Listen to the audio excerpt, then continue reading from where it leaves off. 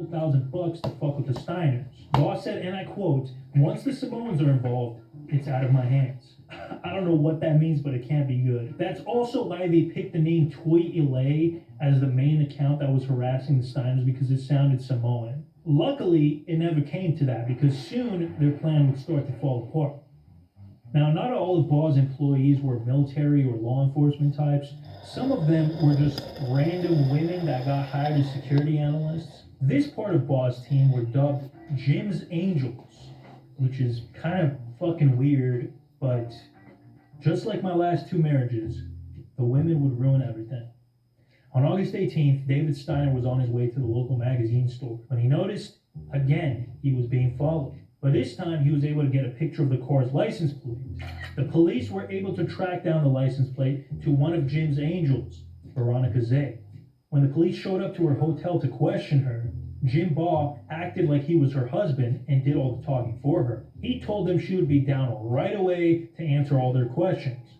But instead, he smuggled her out of the hotel and put her on a plane back to San Jose. Huge mistake. As soon as she crossed state lines, this went from a small town mystery to a federal matter. Now the whole eBay crew knew that shit was hitting the fan and they had to go into damage control mode. Gilbert, the former police chief, called the Steiners to offer eBay support as part of the White Knight strategy, but they weren't really as receptive as he thought.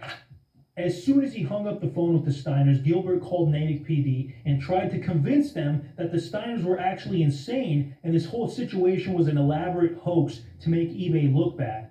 A couple days later, the FBI discovered that the deliveries sent to the Steiners were paid for with gift cards purchased at a Safeway in San Jose, just a few miles from eBay headquarters. These people must be stupid or something. I thought they were like master strategists, but I guess not. An investigator called the Safeway and asked for the security footage from when the gift card was purchased. Gilbert found out about this, and he tried to use his connections to the local police to give the wrong footage to the feds, but they didn't. Meanwhile, back at eBay headquarters, they were having a party, a shredding party. They were destroying documents, deleting messages, and coming up with cover stories for when the FBI inevitably came after them. As soon as the FBI probe became public, Wennick immediately denied any wrongdoing and stated, "There was no direction, no knowledge, no private understanding, no tacit approval, ever." Weimer also told the press he would, quote, "never condone or participate in any of these activities." You sure about that? Despite their best efforts to stonewall the investigation, everyone involved in the conspiracy was criminally charged. Well, almost everybody. Let's see what happened to our goofy cast of characters, starting with the lowest ranking employee up to the CEO himself.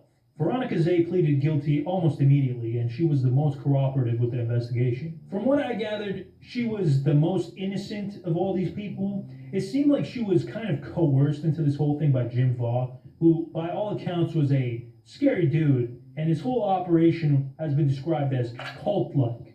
For years, Baugh engaged in a pattern of breaking down the analysts, firing them without cause, and creating a toxic work environment. He would also show the analysts graphic videos like one of a car crash that was on fire and surrounded by severed limbs and a decapitated head. But I think the most psychotic thing of all is he insisted that his employees refer to him as Dad. That's not to excuse her actions or anything, but it seemed like she genuinely felt bad about what she did. 2 years probation. Stephanie Stockwell, another one of Jim's angels. She was basically Veronica's immediate manager, still pretty low on the totem pole. 24 months probation. Brian Gilbert, former police captain and senior manager of special operations, still awaiting sentencing as of 2024.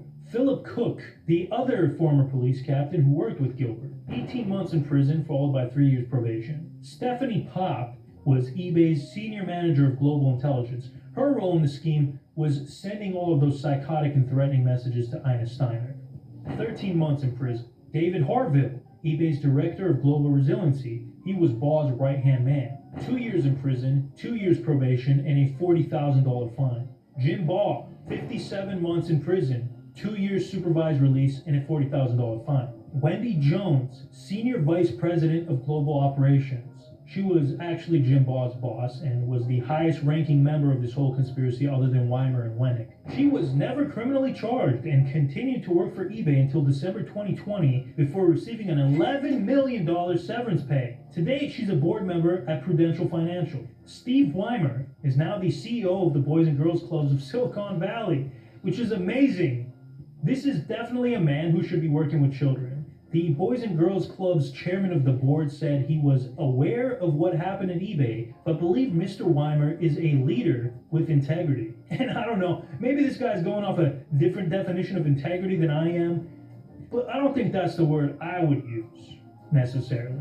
Now, you might think that Devin Wennick also got off scot-free, but you'd be completely wrong. Not only was he pressured to resign from eBay, but he was also forced to accept a $57 million severance package. He currently sits on the board of Salesforce and General Motors. It's almost like when you have enough money and influence, you can get away with committing crimes. You could almost say that we live in an unfair system where the rules are different for rich and poor. Nah, that can't be right. As for eBay itself, they were found criminally liable and had to pay a hefty fine of $3 million. Plus, they had to promise to be good boys for 3 whole years.